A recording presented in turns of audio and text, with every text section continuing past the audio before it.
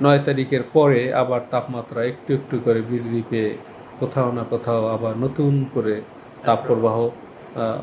দেখুন, আমাদের এ সময় বৃষ্টিপাতের ধরন যেটা, সেটা হলো একে বলা হয় গভীর সঞ্চালনশীল মেঘমালা থেকে বৃষ্টি হয় অথবা বজ্র মেঘ থেকে বৃষ্টি হয়। এই যে বজ্র মেঘ থেকে বৃষ্টি হয় তাকে আমরা কালবৈশাখী ঝড় বলে থাকি।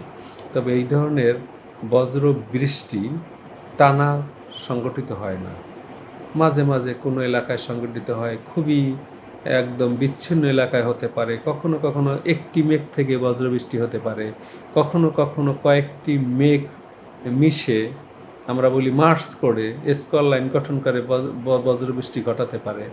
এই ধরনের ঘটনা প্রতিদিনই কোথাও না কোথাও ঘটে। তবে আজকে, আগামীকাল, পরশু এবং ৯ তারিখ পর্যন্ত এইসব বজ্র মেঘ তৈরির প্রবণতা বৃদ্ধি পেয়েছে এবং ৯ তারিখের পরে এই বজ্রবৃষ্টি আবার কমে যাবে। সুতরাং আগামীকাল, পরশু, তার পরের দিন ৯ তারিখ পর্যন্ত তাপমাত্রা কিছুটা সহনীয় মাত্রায় থাকবে।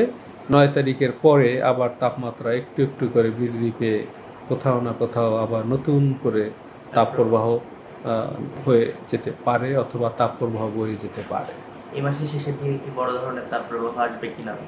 দেখুন, আমরা কিন্তু আমাদের দীর্ঘমেয়াদী যে পূর্বাভাস, তাতে বলেছি যে ২ থেকে ৪টি মৃদু ধরনের তাপপ্রবাহ বয়ে যেতে পারে এবং এর মধ্যে ১ থেকে ২টি তীব্র তাপপ্রবাহ হয়ে যেতে পারে। তবে এইসব এক্সট্রিম টেম্পারেচার কন্ডিশন অথবা তাপপ্রবাহকে বলা হয় চরম ভাবাপন্ন ওয়েদার সিস্টেম।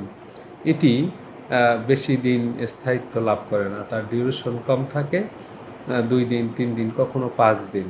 তবে ২০২৪ সালে এই রেকর্ড সবচেয়ে বেশি ছিল, টানা এই ৩৬-এর উপরে তাপমাত্রা, ৩৬ থেকে ৪৩.৮ ডিগ্রি সেলসিয়াসের মধ্যে এই তাপমাত্রা প্রায় ৩৫ দিন বলবৎ ছিল।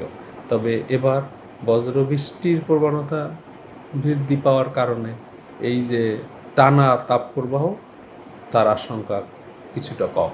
তবে তাপমাত্রা স্বাভাবিক অপেক্ষা বেশি থাকবে, গরমের অনুভূতির তীব্রতাও থাকবে। এটাই এপ্রিল মাসের এবং মে মাসের স্বাভাবিক প্রক্রিয়া।